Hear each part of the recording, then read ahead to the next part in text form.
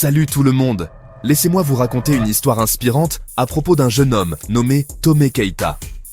Tomé était un garçon de 17 ans, originaire du Mali, né dans une famille pauvre. Mais il avait de grands rêves, celui de devenir un grand footballeur et de sortir sa famille de la pauvreté. Et alors, quelle détermination!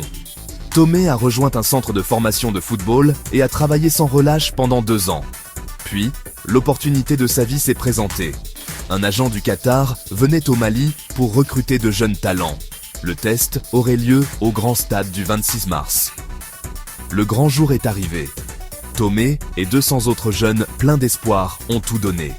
Après une sélection intense, seulement 2 joueurs ont été retenus, Tomé et un certain Koulibaly. Ils étaient fous de joie. On leur a dit de se préparer pour leur voyage au Qatar.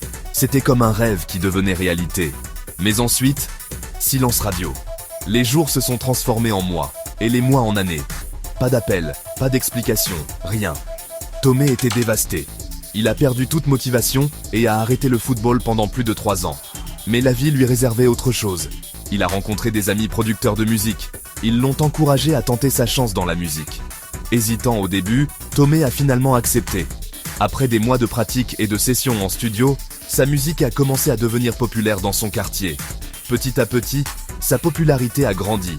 Son moment de gloire est arrivé lorsqu'il a organisé un concert sur une place publique. Ce fut un tournant dans sa vie.